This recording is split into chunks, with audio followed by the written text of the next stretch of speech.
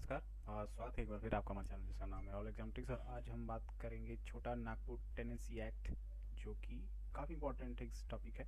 अगर आप झारखंड की कोई भी एग्ज़ाम की तैयारी करते हैं, जैसे कि आप जेपीएससी हो, जेएसएससी हो या झारखंड पुलिस से कोई भी एग्ज़ाम हो, तो सीएनटी जो है छोटा नागपुर टेनेंसी एक्ट जिसको बोला जाता है, सीएनटी इसको शॉर्ट फॉर्म है, ये टॉपिक काफ़ी ज़्यादा इंपॉर्टेंट हो जाता है। और इसको आप बिना कंप्लीट किए आप झारखंड का एग्ज़ाम निकालना आप इम्पॉसिबल समझिए, क्योंकि इससे क्वेश्चंस काफ़ी ज़्यादा मात्रा में पूछी जाती है। तो इस लेक्चर को ध्यान से आप पूरा देखिएगा, इसमें हम पूरा सीएनटी कवर करेंगे। कोई भी झारखंड का एग्जाम का क्वेश्चन आप इसे क्रैक कर पाएंगे, इसमें सारे सेक्शंस चैप्टर सब की बात करेंगे। तो इसकी हम बात करेंगे इस पूरे लेक्चर में, तो ये ध्यान से आप इस चैप्टर को देखना है, फुल वीडियो देखिएगा। इसमें आपके सारे सीएनटी के क्वेश्चंस लगभग जो पूछे गए वो सारे भी करवाऊंगा, और सीएनटी क्या है ये भी पूरा बताया जाएगा। तो चलिए शुरू करते हैं हमारा ये आज का लेक्चर, छोटा नागपुर टेनेंसी एक्ट। उसके पहले मैं बता दूं कि सीएनटी में बहुत सारे सेक्शंस हैं, उसकी हम जो इम्पोर्टेंट है वही बात करेंगे, ज़्यादा नहीं, जो एग्ज़ाम रिलेटेड पॉइंट्स है उसकी ही बात करेंगे। तो चलिए शुरू करते हैं। तो सबसे पहले बात करेंगे सीएनटी है हमारा है क्या। तो छोटा नागपुर टेनेंसी एक्ट जो है हमारा, पॉपुलर में सीएनटी एक्ट नाम से जाना जाता है, इनेक्टेड है आपका ये 1908। ये इंपॉर्टेंट है, आपको 1908 आपको याद रखना है। 1908 में ये एक तरह से इसकी पारित की गई थी, इसको ध्यान रखना है। This act to amend and consolidate certain amendment relations to law, landlords, tenants, settlements और रेंट्स इन छोटा नागपुर। देखिए छोटा नागपुर से जितने आपका लैंड रिलेटेड इश्यूज हैं लैंडलॉर्ड्स के, ये सारे सीएनटी के में डिस्कस की गई है, उसकी हम बात करेंगे यहाँ पे। एक्ट केम इनटू फोर्स, देखिए ये आपको डेट इंपॉर्टेंट हो जाता है, इसको आप मार्क कर लें, ये वीआईपी है, ये 11 नवंबर 1908। ये एग्जाम में कई बार रिपीट हुआ, स्टार मार्क कर लीजिए। वैसे मैं आपको क्वेश्चन करवाऊंगा इससे रिलेटेड, इस लेक्चर में पूरा कंप्लीट हो जाएगा आपका। नहीं तो अगर ये लंबा हो जाए तो दूसरा लेक्चर भी मैं अपलोड कर दूंगा, इससे पार्ट 1 2 करके आप देख लें। तो ये इंपॉर्टेंट है, 11 नवंबर 1908 को ये आपका पहला हुआ था, फोर्स लाया था, मतलब कम इंटू फोर्स आते 11, इसी में पारित हुआ था। इसको याद करें, एग्जाम में कई बार पूछा गया। और ये पहली बार पब्लिश हुआ था कलकत्ता गैजेट, एक मैगजीन थी वहाँ पे। तो 11 नवंबर को आप बात करें कब ये सीएनटी एक्ट पारित हुआ, तो 1908 में। It received an asset of governor, देखिए गवर्नर का इनको एसेट मतलब मान्यता दी गई थी 29 अक्टूबर को ही दे दी गई थी, लेकिन ये नवंबर में फुल मतलब आपका लागू हो गया। यहाँ ये कई बार पूछ सकता है, ये कब गवर्नर जनरल ने इससे मतलब अपना एसेंट दिया था, तो 29 अक्टूबर 1908 को। फिर इसकी बात करें छोटा नागपुर जो एक्ट है 1908, prohibit transfer of land by sale etcetera.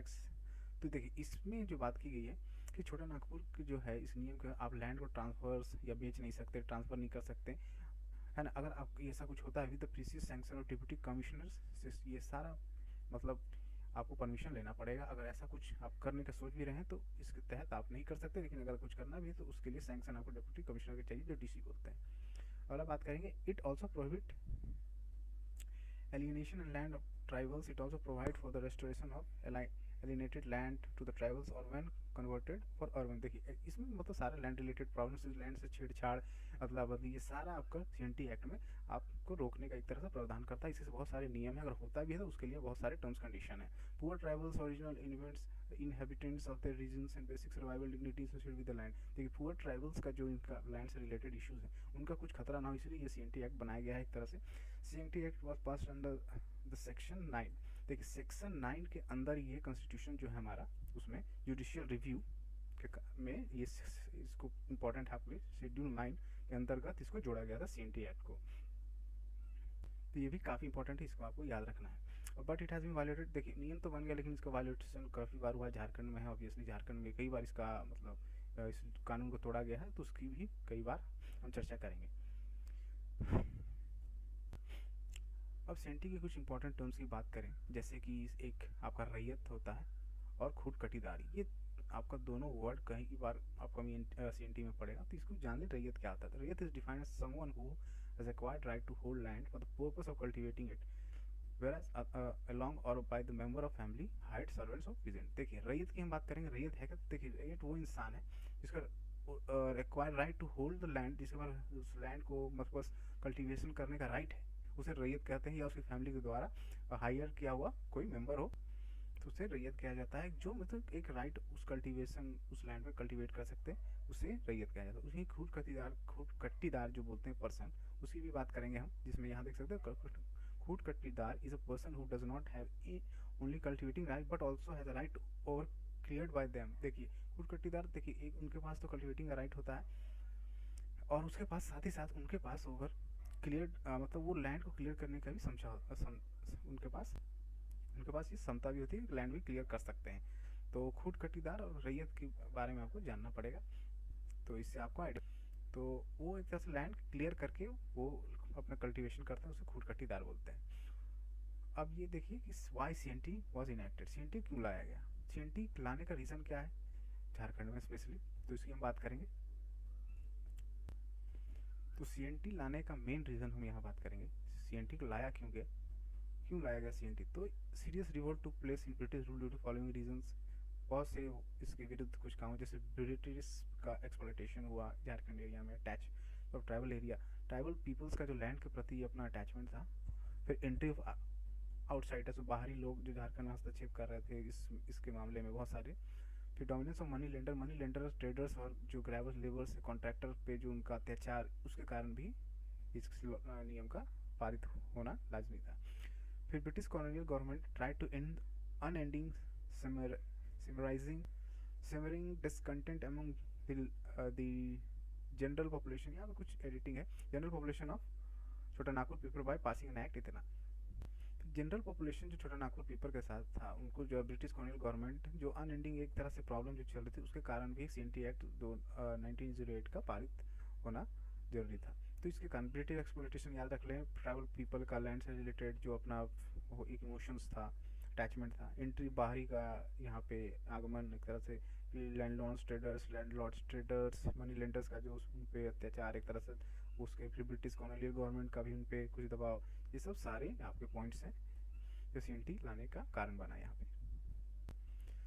हम बात करेंगे यहाँ के प्रेजेंट सिनेरियो क्या है, प्रेजेंट में इसकी स्थिति क्या है। देखिए सी तो बन गया, लेकिन यहाँ पे देख सकते हैं vast potential land of tribals have been exploited by non tribals through various mischievous means. देखिए सी तो बन गया, लेकिन इसको एक्सप्लॉइट करने का बहुत सारे तरीके अपना लिए गए यहाँ के बड़े कुछ इंसान जो बाहरी हैं उनको, जैसे कि बहुत सारे एक्सप्लॉइटेशन वेज इसके निकाले, जैसे जैसे सबसे पहले अगर बात करें तो बेस्ट वे जो था इनका बाइंग आदिवासी लैंड, उनका आदिवासी लैंड खरीदने का एक तरीका था उनके पास, to get married to adivasi girl, आदिवासी लड़कियों से वो शादी कर लेते थे, उनके नाम पे ज़मीन फिर रजिस्ट्री करा लेते थे अपने नाम पे, शादी करने के बाद ये लीगल हो जाता था। इसका बहुत सारा मिसयूज हुआ, और ये ट्रिक जो बहुत सी नॉन आदिवासी गर्ल्स के साथ होने लगा, एक तरह से सिर्फ शादी के लिए लैंड को और बाकी में तो छोड़ दिया जाता था, तो इसका मिसयूज होने लगा आदिवासी, अभी अभी भी हो रहा था, लेकिन अब बात करेंगे आगे। Secondly mainly Adivasi surrender the land to money lenders after being trapped. देखिए बहुत सारे मनी लेंडर ट्रैप कर लेते थे, किसी चीज़ में फंसा देना या कुछ ही, बहुत सारे लोन देके फिर बोलते आपका लोन इतना मतलब टैक्स ही हो गया, इंटरेस्ट हो गया, उसके कारण वो फंस जाते थे। ये दूसरा मेन रीज़न था। Another major act is that C act was amended in 1945 for the purpose of urbanisation. हाँ, एक और रीज़न था कि देखिए सी एक्ट को 1947 जब पर्पस पारित किया गया, तो अर्बनाइजेशन इंडस्ट्रियलाइजेशन के डेवलपमेंट प्रोजेक्ट्स के लिए एक तरह से इसके लिए पारित किया गया था कि हाँ यहाँ डेवलपमेंट होगा, पर ऐसा हो नहीं पा रहा है इनके कुछ रूल्स एंड रेगुलेशन एक्सप्लॉयटेशन के कारण। This cause huge deprivation of Adivasi from land. देखिए इसके कारण आदिवासी लैंड का बहुत सारा मिसयूज होने लगा, इंडस्ट्रियल अर्बनाइजेशन के पर्पज से खरीदा जाता था, लेकिन वो काम होता नहीं था, इस तरह लैंड तो उनके हाथ से चला जाता था, लेकिन काम तो होता ही नहीं था झारखंड में, तो इसके कारण ये सिनेरियो अभी भी बना हुआ है। अब हम बात करेंगे कुछ डिफरेंस राइट्स जो कि आपको सी में मिलता है, जैसे कम्युनिटी राइट की बात की जाती है, इसमें लैंड राइट्स और टेन्योर होल्डर्स की बात की जाती है, लैंड ऑफ रैयत की बात की जाती है, provision transfer of rights of by raiyat, transfer जो रैयत की बात की जाएगी यहाँ पे, rights of tenants against unlawful ejection transfer, देखिए अनलॉफुल इजेक्शन ट्रांसफ़र की बात की जाएगी, मुंडारी खूट कट्टीदार की बात की जाएगी, भूमिहर टेन्योर की बात की, राइट ऑफ कोकर लैंड जो होता है, जो खुद कोड़कर बनाई जाती है आदिवासी द्वारा, उसको बोलते हैं, तो उसकी हम सारे ये राइट्स बताए जाएंगे कि क्या है, ये मैं आपको अच्छे से डिटेल्स जो क्वेश्चन इससे पूछ लेंगे उसमें पता चल जाएगा। इसके लिए फिलहाल आप ये जान लीजिए ये सारे राइट्स जो मिलते हैं सी एक्ट्स के तहत।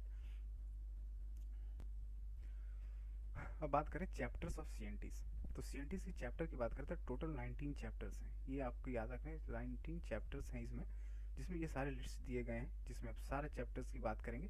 कि पहला जो है प्रीलिमिनरी क्लासेस ऑफ टेनेंट, दूसरा tenure holder, occupancy raiyat having khunt kattidar, rights, non occupancy land land exempted from chapters जो 4 से 6 तक, ये transfer of holding and tenures, general provisions as to rent, ये सारे आपके चैप्टर्स हैं, 19 चैप्टर्स। तो आप यहाँ देख भी सकते हैं, ये सारे आप मार्क कर लें क्या है ये राइट्स। इसको हम डायरेक्ट क्वेश्चन से बनाएंगे, सारा आप रट ले तो बहुत ही बढ़िया है।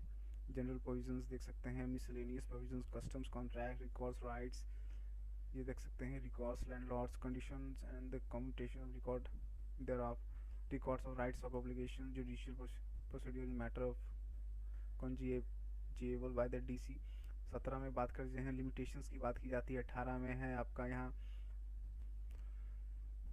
18 में मुंडारी खूट कटीदार की बात की गई है। 19 में लास्ट जो है आपका इसमें बात की जाएगी आपकी 19 में आपका सप्लीमेंट प्रोविजन लास्ट में है। सप्लीमेंट प्रोविजन ये आप यहाँ छूट गया, मतलब 19 से आपको ये याद रखना है इस तरह करके।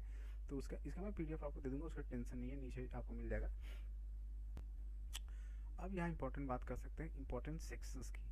आप सेक्शंस की बात करें तो सेक्शन जो है आपका, इसमें बहुत सारे सेक्शंस हैं, जहाँ चैप्टर्स आपको यहाँ पे 19 चैप्टर्स मिल जाते हैं इसमें। वहीं तो सेक्शन की बात करेंगे तो यहाँ पे सेक्शन जो मिल जाएगा आपको 271 सेक्शंस है इसमें। ये डिजिट आपको आप important exam point of view के लिए ये आपको याद रखना है। इंपॉर्टेंट सेक्शन 271 सेक्शंस है, लेकिन 271 याद करना काफ़ी दिक्कत है, तो इसलिए इंपॉर्टेंट जो हमेशा एग्जाम में पूछे जाते हैं और रिपीट भी होते हैं, तो उसकी हम बात करेंगे। इंपॉर्टेंट सेक्शंस 271 आपको याद कर लें तो आपके लिए बहुत ही बढ़िया है, नहीं तो मैं यहाँ पर इंपॉर्टेंट जो exam related point of view के लिए आपके लिए बहुत है, उसकी हम बात करेंगे। इंपॉर्टेंट सेक्शंस, तो sections 4 of seventy act describe following class of tenants की बात करता है सेक्शन 4 में। तो इसमें आपका tenure holding including under tenure holders, रैयत नेमली ऑक्यूपेंसी रैयत, जो 4 आपके रैयत हैं, ऑक्यूपेंसी रैयत 3 ऑक्यूपेंसी नॉन ऑक्यूपेंसी रैयत है, और एक मिनट मेनली ऑक्यूपेंसी रैयत और नॉन ऑक्यूपेंसी रैयत बात करेंगे, और रैयत हैविंग खूट कटीदार, ये 3 रैयत की बात करते हैं हम इसमें। 3 तरह के रैयत हैं आपके, ऑक्यूपेंसी रैयत, नॉन ऑक्यूपेंसी और खूट कटीदार के राइट्स वाले। फिर under raiyat there is that is say tenants holding whether immediately और immediate under raiyat. Mundari khunt kattidar who clear the jungle. हाँ देखिए, ये मैंने आपको पहले बताया था, खूट कटीदार किसको कहते हैं? खूट कटीदार उसको कहते हैं जिन्होंने जंगल क्लियर करके लैंड तैयार किया हो कल्टीवेशन के लिए, उसे खूट कटीदार कहते हैं। काफ़ी इंपॉर्टेंट है, डायरेक्ट क्वेश्चन भी पूछता है आपका एमसीक्यू में, खूट कटीदार किसे कहते हैं। सेक्शन 5 जो क्या कहता है वो भी हम ध्यान देंगे, क्योंकि ये इंपॉर्टेंट सेक्शन की हम सिर्फ डिस्कस करेंगे। 271 हमारे पास वो नहीं, उसके लिए भी मैं एक नया लेक्चर बना दूँ, अगर आप चैनल से बने रहें और रिस्पॉन्स आया तो मैं सारे भी बना दूंगा। तो section 5 lays down the meaning of tenure holder as a person who has a right to hold land for the purpose of collecting rents or bringing under cultivation by establishing tenant। ये देखिए section 5 में बात की है purpose of collecting rents की और bringing them under cultivation लाने की सेक्शन 5 में बात की गई है। Raiyat is defined under section, देखिए रैयत का डिफिनेशन जो आपको मिल जाएगा डिफाइंड अंडर सेक्शन 6 में आपको मिल जाएगा। Primarily a person who has acquired the land for cultivation, जो पर्सन लैंड राइट एक्वायर करता है कल्टीवेशन पर्पस के लिए। सेक्शन 8 ऑफ सीएनटी की बात करेंगे तो provides the Mundari khunt kattidar means Mundari who has acquired land to hold jungles land for the purpose of bringing suitable portion under cultivation. Section 8 में इसकी बात करेंगे, जो मुंडारी खूट कटीदार है जो अपने लैंड राइट्स जंगल को होल्ड करता है, जो अपने कल्टीवेशन राइट्स में जंगल को लाता है, देख सकते हैं, तो सेक्शन 8 में बात करेगा।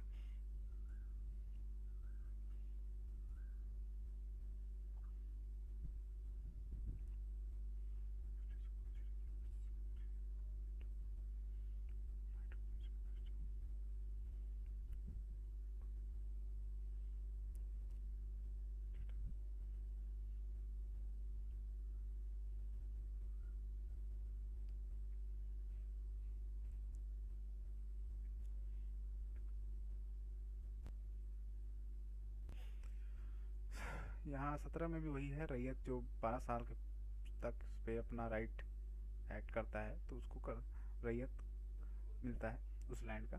सेक्शन 21 की बात करें तो gives a right of occupancy रैयत। देखिए सेक्शन 21 में ऑक्यूपेंसी रैयत की बात करेंगे, और सेक्शन 21A में आप देख सकते हैं ahead to give the right of occupancy raiyat in a tree of a land. देखिए जो पेड़ पौधे की बात करेंगे उस लैंड में, उसका इस ऑक्यूपेंसी रैयत को ये दिया है कि उसे यूज़ कर सकता है। 21A में उसका ये प्रावधान दिया गया है। 24 और 25 में जो दिया गया है आपको यहाँ बात करेंगे, together say that it is an obligation of the occupancy रैयत पे rent, however the rent must be fair and equitable. देखिए 24-25 में रेंट की बात की गई है जो रैयत को देना पड़ता है, लेकिन हाँ वो फेयर होना चाहिए, ये नहीं कि कोई भी मनमानी आपका रेंट उसका दे दिया जाए। उसमें रैयत की बात यहाँ 24-25 में रेंट की बात करेंगे, ये ध्यान देंगे आप रेंट की।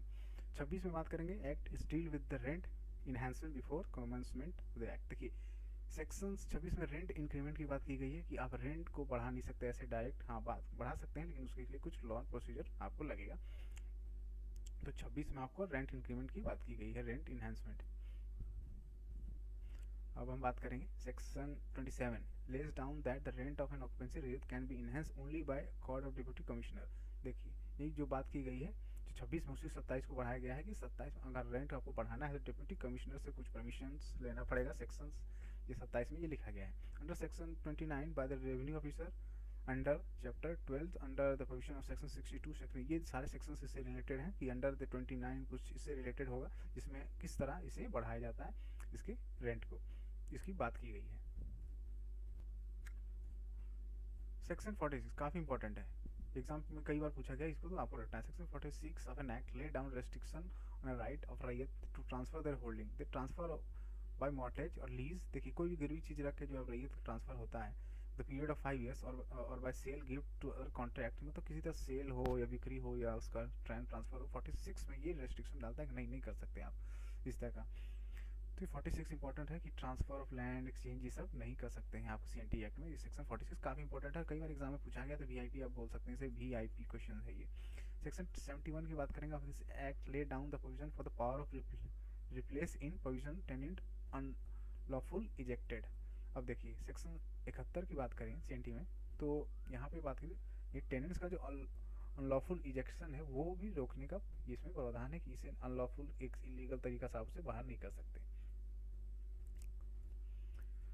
कुछ बात करेंगे हम जैसे कि अगर कुछ भूइयर की बात करें, भूइयर फैमिलीज जो any members of Bhuiyar family refer to section 48 के तहत कि मे ट्रांसफर देयर होल्डिंग, को ट्रांसफर कर सकते हैं सेक्शन 48 के अकॉर्डिंगली फॉर रीजनेबल रीज़न के लिए आप अपने लैंड को ट्रांसफर कर सकते हैं बिल्डिंग पर्पज़ के लिए, जनरल कुछ पर्पज़ के लिए।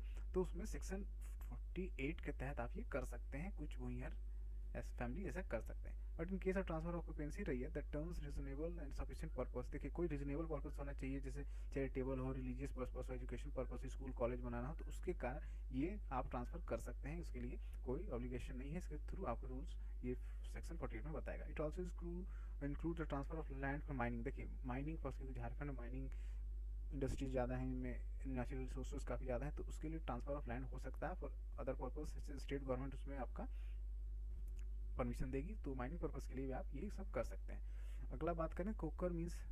अब कोकर देखिए कोकर क्या होता है ये मैंने आपको बताया था, जो कोड़कर उस जमीन को तैयार किया गया। Korkar means land by various name locally known as such,